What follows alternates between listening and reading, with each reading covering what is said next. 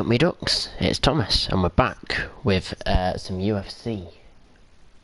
We're going to pull out the predictions for the UFC Fight Night card that's going on tonight.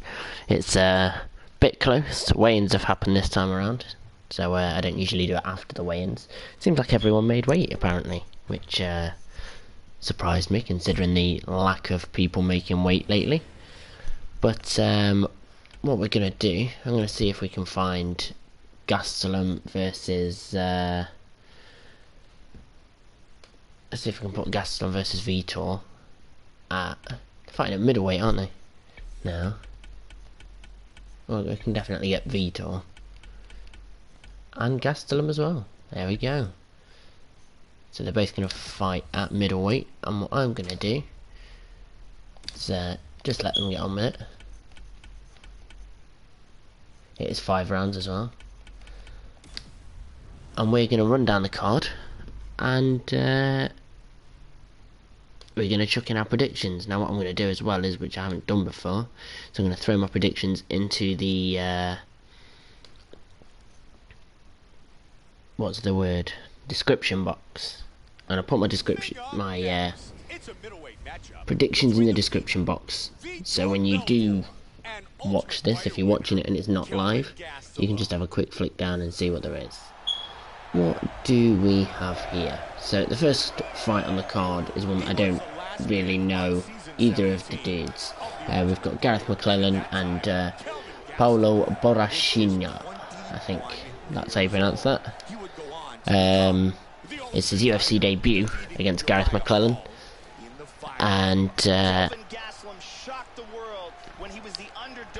let's have a look here for you.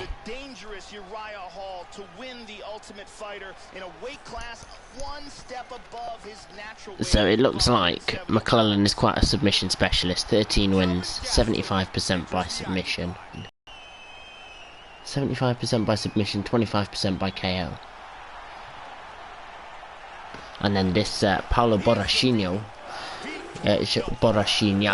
should I say? He's 8-0 coming into his debut. So we're going to go with Borrachinha, and we're going to say he's going to knock him out, because it's middleweight, so it's not like the small guys, and he's going to make an impressive performance. He's going to come in on his debut and he's going to get that first round stoppage. Now what I will also do for you guys is I've set up a UFC fantasy league with and I'm gonna go onto my Twitter and basically share the league. Now if you go onto my Twitter, you can click the link on there to follow my my league. If you join the league, we can compete against each other, see who gets better each week, you know, the most picks, and it's all based, your points are based on how many correct decisions you make. So it starts off with a winner. If you get the winner right, you get like 250 points. And then if you get the right method, as in knockout, decision or submission, then you get another like 100 points or something. And then if you pick the right round as well, you get some more points and a bonus for getting it perfect. So we'll see. If you want to join in, sign on at ufc.com/fantasy and jump onto my Twitter and join the league I'm creating. There we go, and I'll just call it the Thomas Buckley YouTube League. 13 wins, 2 losses. He stands 5 feet 9 inches tall, weighing in at 185. Too long, and the name is not allowed for some reason. So if I just put the Duckies League, yeah, that should work. And as you are my Duckies, that works perfectly. Created or joined a league in 2017. I also get a trophy. Now there are achievements on this UFC fantasy thing, for those of you who are all about the trophies and the achievements and the 100% and all that bull. You know, just making picks, picking so many events in a row. If you pick every event in the year, you get a trophy as well. I was one event short of getting that achievement last year because I missed my picks for the was it UFC 208 in Canada, or was it 207? Whichever one was Max Holloway and Anthony Pettis. I missed that card. I forgot to make picks for it, so I missed out on the trophy for picking every single fight of the year last year. Now this year I've already missed an event because I missed the second event of the year by being an absolute moron. So I can't get the trophy for picking all events, but I can get the trophies for, you know, using the comments and sharing my score, sharing my picks, and I'm also going to share the league. So jump onto my Twitter and climb in there and join in.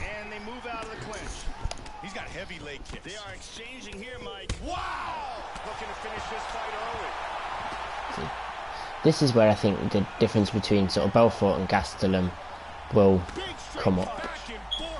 I think Belfort will probably be really good within the first 5 minutes. He's going to come out, he's going to throw those flurries, he's going to try and throw those big head kicks and that big right hand. He's going to try and knock Gastelum out, but Gastelum's going to be a little bit quicker. He's going to come out and, you know, show some of his wrestling as he is doing on here. He's going to probably try and take Vitor down. I don't think he'll be able to submit Vitor, because Vitor's very, very good on the ground. You know, he nearly broke John Jones' arm. You can't forget that he's, you know, very good with jiu-jitsu. It's something he's been doing for a very long time. So I don't think that Kelvin will get the submission. I think he would probably grind out a decision, if I'm perfectly honest with you. He might knock Vitor out in the 3rd or 4th round, but at the same time, Gastelum's he's quite a short guy. He's got to take a lot of he's got to, you know, he's got to move in real hard. He's got to be quite aggressive, especially with such a good striker like Vitor, because he can't just step on the outside and, you know, try and take his shots. He's short. He's like, I get why he wants to be at welterweight, because he is quite a short guy, but he's just too stocky to be at welterweight. So he needs to be at middleweight, and he just needs to be better at moving in. He needs to do like Robert Whittaker. Robert Whittaker was too short at middleweight, conventionally, you'd say. Anyway, he's still undefeated at middleweight at the minute, but you'd have said he was too short at middleweight and that he can't compete there, because everyone else is going to have a couple of inches of height, a couple of inches of reach, but he's very good at stepping out of range, just out of range, and then powering forward. You saw it a lot against when he fought Derek Brunson. Derek Brunson would come in and most of his punches missed because Whittaker was always just outside of range. Oh, yeah, see, that was never going to work. Don't try it, Gastelum. What are you doing? So he would step out of range, make sure that the punches just missed, and then he'd power forward and get the knockout. And I was there live when he fought Uriah Hall. It was a lot of the same then, making sure that you're using, even though you're a shorter guy, you just got to use different assets. You don't need to have reach to win. You just need to be able to use what reach you have. It's the same with everything. So I think Gastelum will be able to just sort of, he needs to take a measured approach against Vitor, especially in the first 2 rounds, and then maybe bring the house down and start throwing those big power punches in the 3rd, 4th and 5th when Vitor's worn down. You got to think Vitor's old now. Vitor's getting on a little bit, and without TRT, he's not going to be anywhere near as good as he was when he was fighting Rockhold and Bisping. And, you know, you saw it against, you know, the guy that fought Rockhold and Bisping was not the same guy who fought Chris Weidman. Chris Weidman was absolutely annihilating Vitor. He beat the shit out of him. I think that's one of my favourite things on this game, is the leg kicks.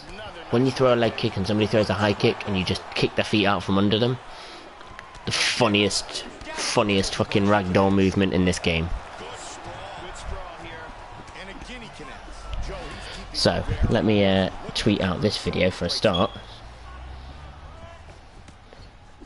In fact, I'd do that on my phone. That's a lot easier.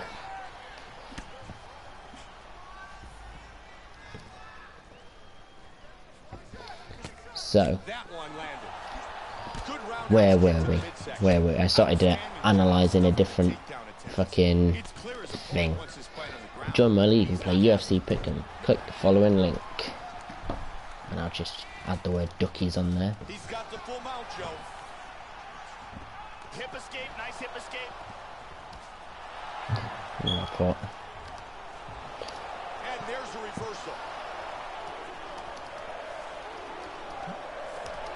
and UFC Fight Night is tonight. Sweet, very good move. Gastelum gets caught with that left. Big punch from the bottom. He passes again into half guard. Belfort with a And then good if I connection. put hashtag, And he's back what in is the this guard. UFC's hashtag? Normally the hashtags are like, you know, UFC 209. That's easy to get a hold of. I can do that. What is this one supposed to be? He hits him with a hammer fist. But Trying to take the back here. there we go. Beat toward Belfort tonight. So at the minute, my batting average this year is pretty shocking. I'm not even reaching 50%. I was sort of on about 60 or 70% last year for my predictions, my correct picks. I'm at 27 correct picks out of 55. I do have 11 perfect picks and 13 bonuses there. Now bonuses don't really mean too much. The bonuses are just things like, you know, if you pick an underdog to win and they win, or if it's a UFC debut and you pick them to win and they win, that's the kind of optimal pick. That's what you want. You want to be able to pick these underdogs and the underdogs win. But you can't obviously pick every underdog because not every underdog wins. There's a reason they're an underdog. But yeah, so back to the start of the card. So Paulo Borrachinha knockout in the first round is my prediction. I will be sharing these predictions as well on my Twitter, so jump on there and get that up. But the next one is Honey Jason and Jeremy Kennedy. Now Jeremy Kennedy, I can't say that I'm very familiar with his body of work. Don't think I really know who he is. Don't think I've ever seen him fight actually. Magic of Google is I can just Google him and see who he's fought. You can really see how awesome that round was by these highlights. So Jeremy Kennedy. Let's see. And we've got his Sherdog information up. 3 KOs, 2 submissions, 4 decisions. He just fight at 155 though, so that's not a terrible record, especially considering he's got 0 losses. This is actually at featherweight, this fight. Sherdog has him down as a lightweight, however, he is 5'11". He's quite a tall guy.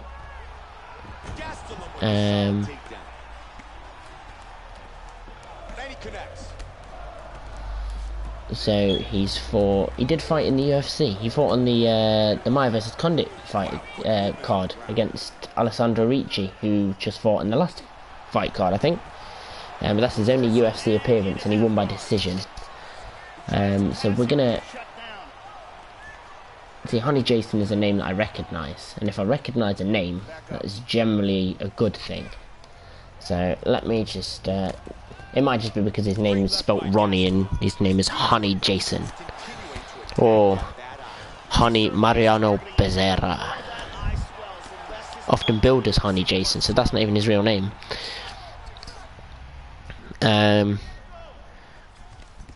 Okay, so what was his last few fights? Because his last fight was against Bermudez and it was a loss. And then the fight before that was a no contest that was overturned on the very same card as the Condit versus Alves card. Oh no, that's a different card. Condit versus Maia. Originally a submission win for Jason, overturned after he tested positive. Performance of the night forfeited. Ooh, but that made you feel a bit brutal, didn't it? Right, I'm going to change my decision then. I was going to say Honey Jason, but I don't really like people who were dope. Doesn't appeal to me. If you need anabolics and, you know, assistance, not anabolics. Anabolic steroids doesn't exactly. Anabolics doesn't mean steroids. Right into half guard. Belfort gets back up again. But yeah, I don't like PEDs, to be honest with you. I prefer a level playing field for everybody. If you're naturally bigger than everyone else, then so fucking be it. That's everyone else's problem. Like, if you're built like fucking Francis Ngannou, that people shouldn't have to use drugs to get to the same level as you. People should just work a way around you. That's the whole point of the sport. If somebody's better, if you work a way around that, you have to find a way to beat their strengths. You need to find weaknesses. You shouldn't just, you know, cheat. Unless their strengths are, you know, if their main strengths are using PEDs, then, I mean, I'm not saying you should use PEDs if they're using PEDs, but Pride was fun. Oof, nice head kick from Vitor there. So yeah, I'm gonna switch over to the new undefeated prospect Jeremy Kennedy. He has got a couple of knockouts and submissions on his record, but I'm going to go by decision. And then we've also got Michael Prazeres and Josh Burkman. Now, Burkman was supposed to fight quite recently. I think he didn't fight for one reason or another. Somebody maybe pulled out due to injury, or he pulled out due to whatever it was. I think his last fight fell through. But who did he actually fight last? Because I think Michael Prazeres won his last fight by knockout. Okay. Oh, see, look at how funny that is. You know, you kick their legs out from under them and they just go stiff. Joshua the People's Warrior Burkman. I did not have any idea that that was his nickname. But he's 28 wins and 14 losses. His last fight was a loss to Zach Otto, split decision. And then he lost another decision before that to Paul Felder. That's not a bad thing. Paul Felder is an absolute monster. But it's Michael Prazeres that's the interesting one. 21 wins and only 2 losses. And I'm pretty sure he won his last fight as well. Yeah, Gilbert Burns. Unanimous decision, split decision. It looks like he hasn't finished a fight in a long time. He hasn't finished a fight since 2012. Prazeres hasn't. And then Burkman, when did the last time he finished a fight? He was knocked out by Patrick Cote and then submitted by Dong Hyun Kim. He lost to Lombard as well, which was overturned due to drugs. So he knocked out Tyler Stinson in World Series of Fighting with a punch in the first round. That was the last finish Burkman had. I mean, the latest finish of his is when he got finished by Patrick Cote, but that's something else entirely. So it's a hard one, really, because Josh Burkman's getting on a little bit. He looks a lot older than he is. He's only 36. He looks about 75. But Prazeres is a lot shorter. He's a good 4 inches shorter with, you know, 5 inches of reach. So Burkman's definitely got the height and the reach on him. They're both orthodox. I'm going to say Prazeres is going to win by submission. He can't submit Burkman. It's just going to be a bit of a boring fight, winning by a decision. What's next? We've got Honey Yahya and Joe Soto. That's a pretty good bantamweight fight. I thought, yeah, but Soto definitely fought bantamweight. So what was Yahya's last fight? Because I know that Soto's had a couple fights and he's won his last few fights as well in the UFC. He also had that, obviously he got absolutely annihilated by Dillashaw, but just lately, who hasn't been? So Honey Yahya has had a couple of fights in the UFC. He's been in the UFC for a long time. Yeah, 2011. He's a veteran of about sort of 10 fights. 1, 2, 3, 4, 5, 6, 7, 8, 9, 10, 11 fights in the UFC already. And he's had a couple of odd ones in there. He's had a, you know, he lost a split decision, a unanimous decision to Chad Mendes. He beat Mike Brown in his debut in the UFC. Couple of submissions, but that's really it. Arm triangle, Kimura, and north-south choke as well.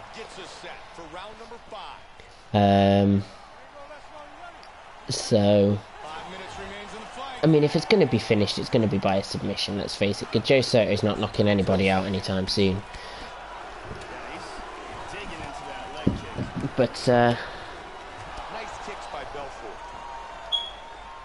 and check out Soto's record. He's got 10 submissions and only 2 decisions.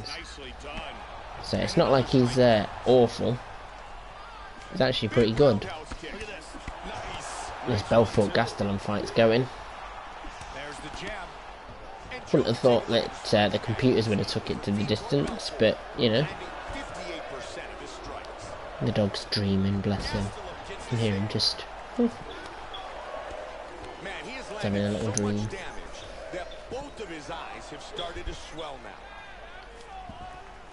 He's the cutest little shitbag in the world. Just yipping in his sleep.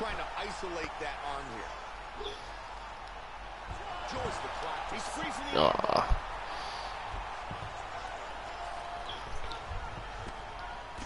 But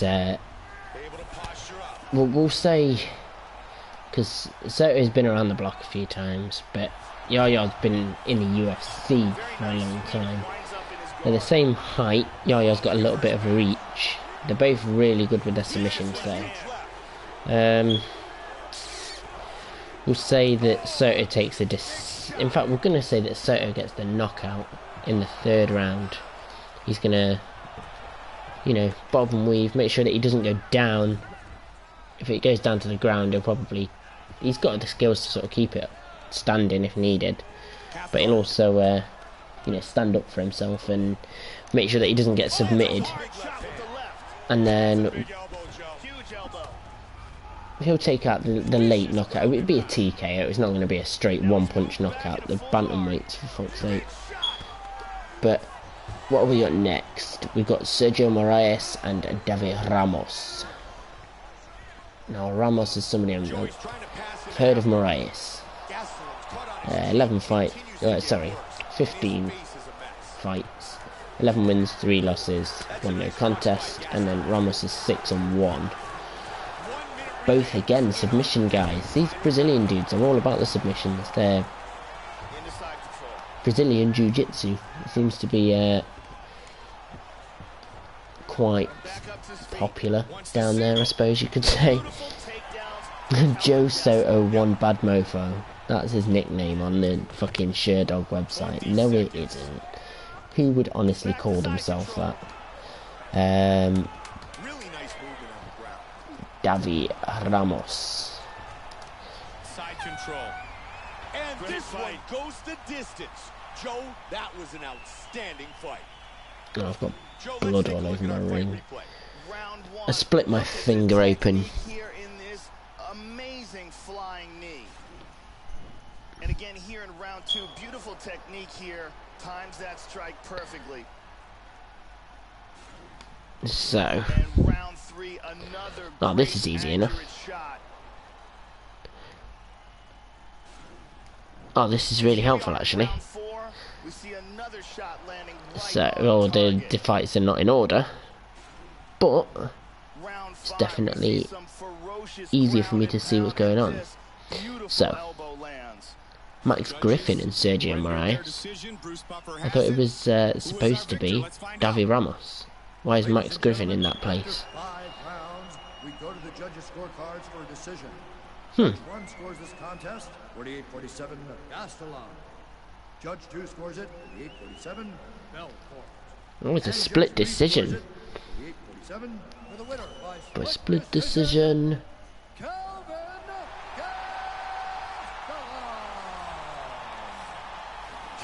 Gastelum earns the victory by split decision. That could be a bit more foretelling and foreshadowing than originally thought. That could be quite a close fight.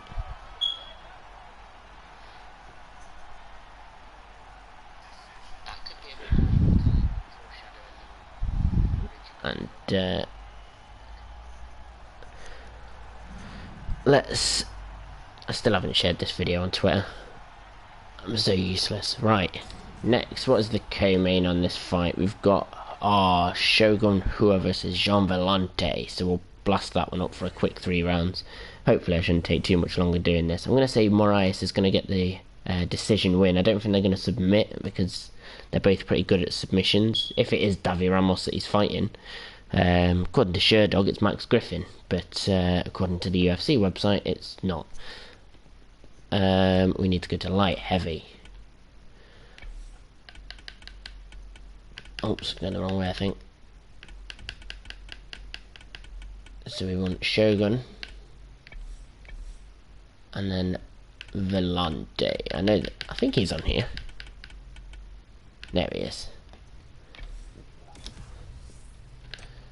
And then just let them go at it while we discuss more of these fights.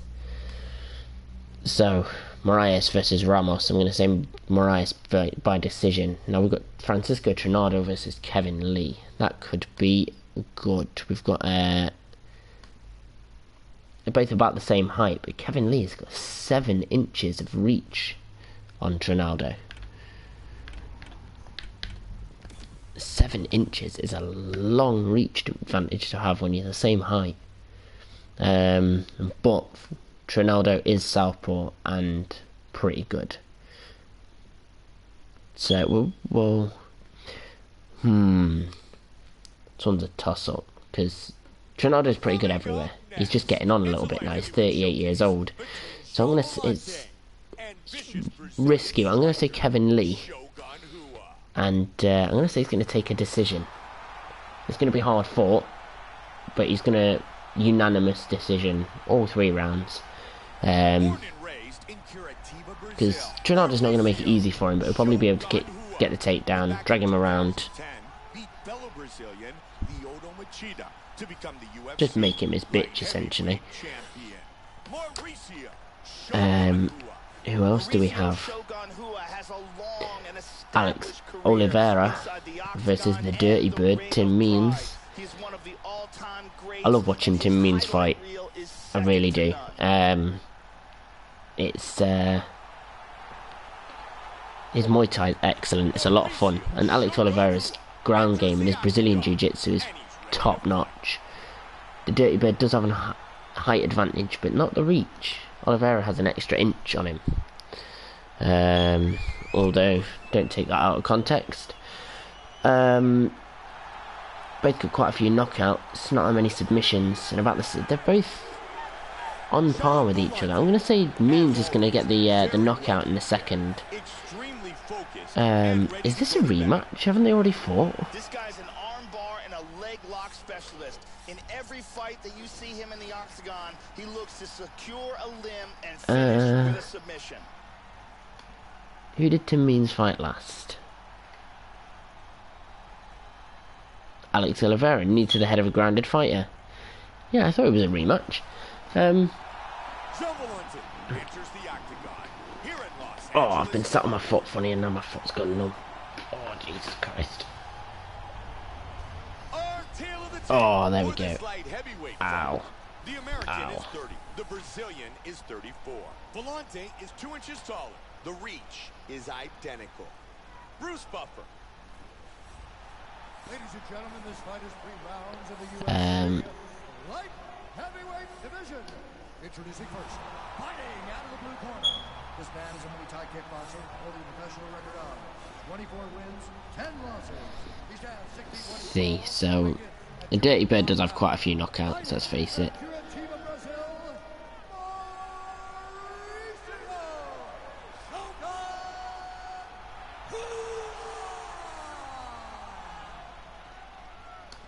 And now introducing his opponent, fighting out of the red corner.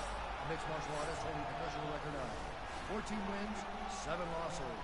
He stands 6 feet 3 inches tall, weighing in at 205 pounds. Fighting out of Belmore, New York. Oh, I've definitely hurt my ankle there.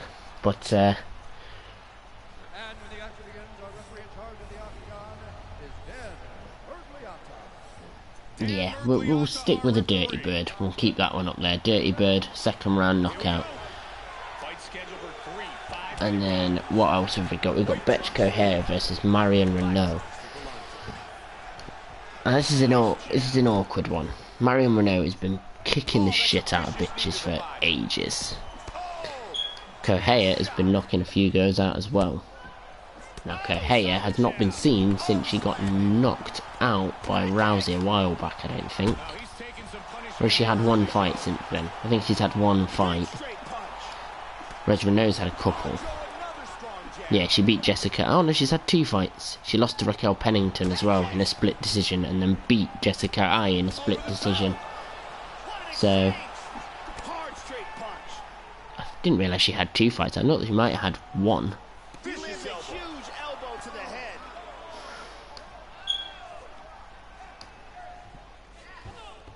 Let's see. Man, he just missed.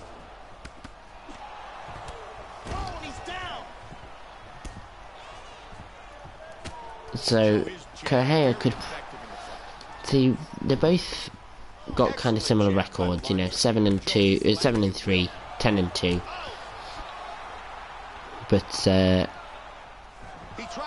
I don't think Correia's been the same since she got knocked out.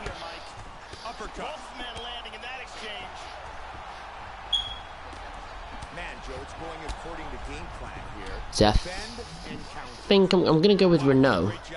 I'm going to go with Reneau to get the knockout in the first. Maybe not the knockout, more like a TKO. But it's all the same here.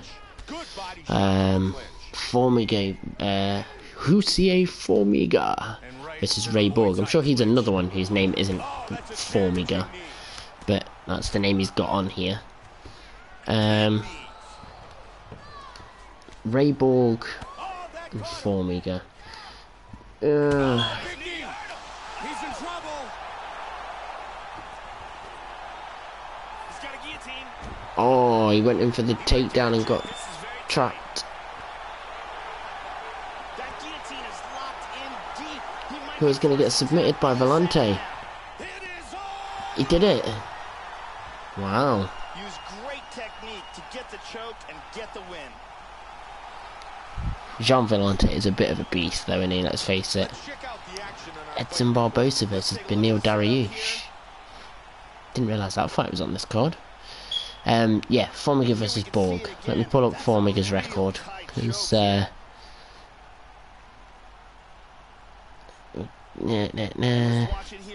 Jussier de Silva, I think is his real name. It's a bit like, there's a few people like that though. The official decision. Ladies and gentlemen, referee Dan Lugoliato's called a stop to this contest. So, decision, quite a few decisions. He only really lost to Benavidez, Cejudo, Dodson, so pretty much the best of the best. Ian McCall. That, if they're your 4 losses on your record, Henry Cejudo, Benavidez, John Dodson and Ian McCall, you can't say you've had a bad career. Those 4 losses are losses to 4 of the best bantamweights and flyweights in the world. Cejudo, Benavidez, Dodson and McCall. Can't ask for a better. Like, yeah, you lost 4 fights, but they're against 4 of the best dudes out there. Let's go next to Dariush and Barboza. The Taz-Mexican Devil with Ray Borg. He lost to Justin Scoggins and Dustin Ortiz. It's not featherweight, it's lightweight. We want Barboza and I'm going the wrong way. Who else? Who's Barboza fighting? Dariush. I was going the right way. There. Oops. He's got a really little head. His head just looks a little bit odd to me. There we go.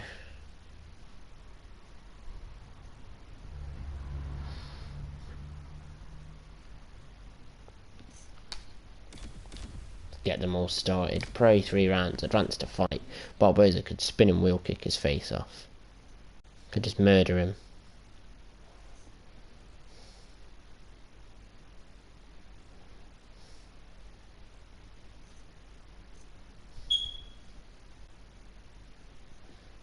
Coming up next, it's a lightweight bout. So, Edson Barboza and Benny Dariush.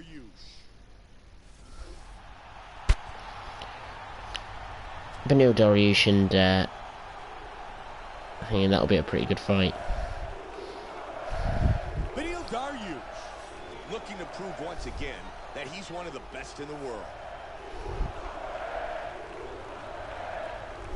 This guy has world-class choking techniques in all varieties, be it guillotine, choke, Kelvin Gastelum has changed his Twitter name to On a Mission for Gold. You've got problems.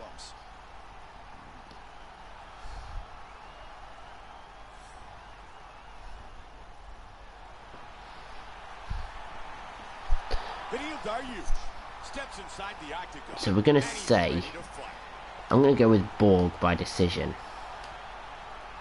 Just because I'm not sure on Formiga, on Jussier de Silva and Ray Borg. I'm not entirely sure which one's going to take that one. Everyone apparently, according to the UFC Pick'em site, it's 83% of people reckon that Barboza is going to win.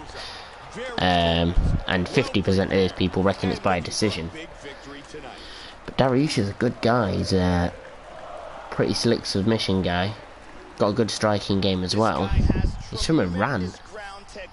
And he's a southpaw. What I'm going to do is I'm going to... no.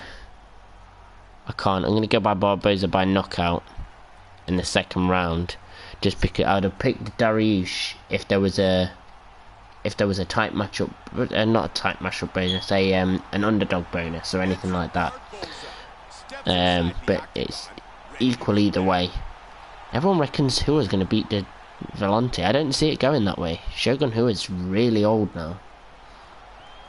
How old is he? He's 35, but he's not aged well, and he's been fighting for a stupid amount of years in Pride, where kicks to a ground opponent's head are perfect. So it's not cut and dry.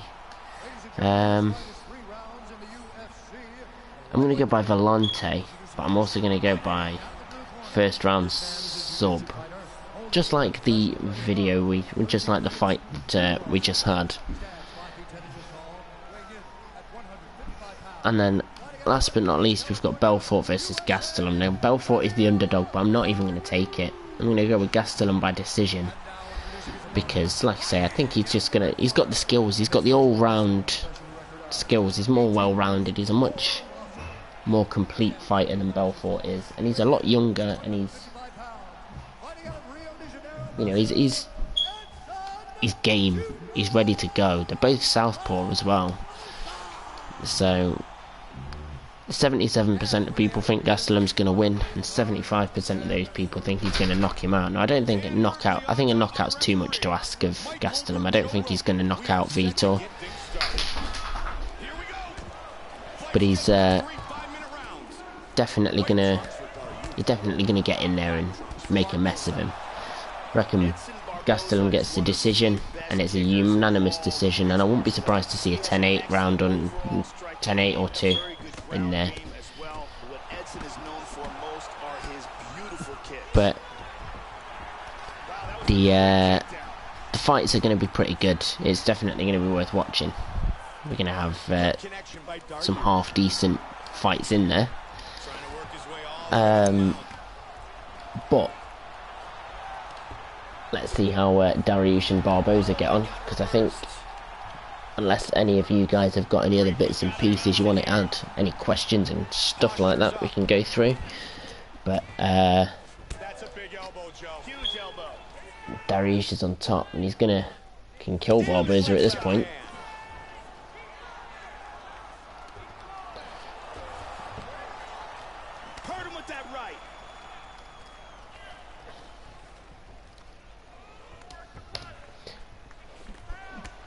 And I will also grab that link and I'll chuck it in the description. So remember to jump onto Twitter and follow me. and then you'll be able to find my my predictions out there as well as some links to some other videos and stuff. And Barboza took top position and started elbowing Dariush hard. Oh, great transition.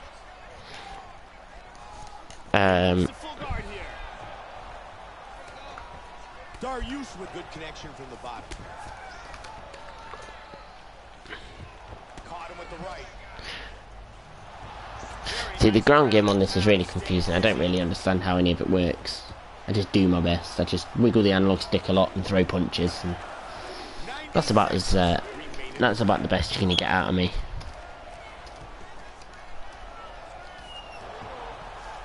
He got his hips well enough to get back to half guard. Nice shot. He's now working. It's really hard to type on this keyboard with fucking wrist splint on as well. Barboza's unable to pass.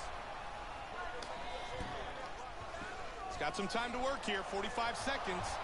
Yeah, it's not a lot of time though, is it? Let's be honest. Oh, beautiful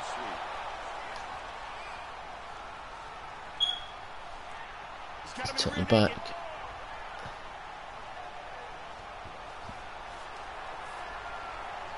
Seconds left in the round. Can he finish the fight? Oh, he's just about to get it. He's out. Oh, that was close. That was very close.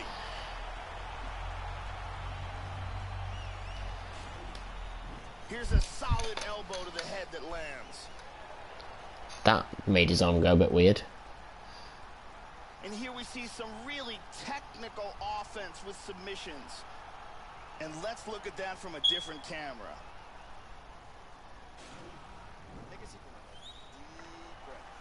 You should just get 2-on-1 control, both hands on one wrist, pull it down, just crank it away. Can't get a rear naked with one hand, mate.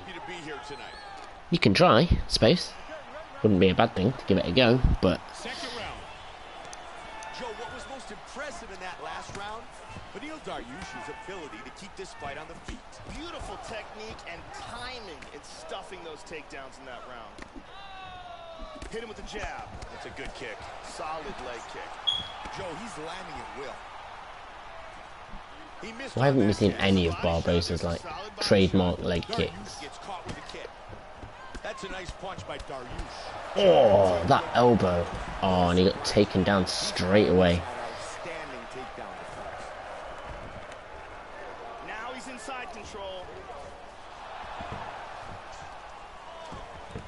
And he connects with the left. Moves into north-south. Come on, and then throw those body punches. You don't see the north-south joke much anymore, do you? Nobody really seems to be too fussed about north-south position these days. Oh, he's going for the Japanese necktie.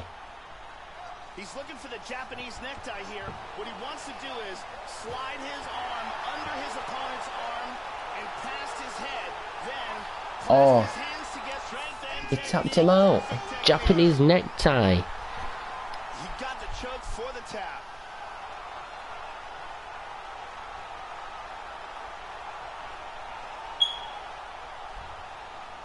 Wow. Alright then. Here's our fight replay. Let's see it again here. Got the choke. It's in deep and no choice but to tap. And here we see it from another angle. Beautiful technique here and the tap. And let's watch it here one more time. Deep submission and the tap. Oof. Here Ruthless. is Bruce Buffer. Ladies and gentlemen, Well, if it goes that way, then my prediction is tits up. 4 seconds of round But number 2.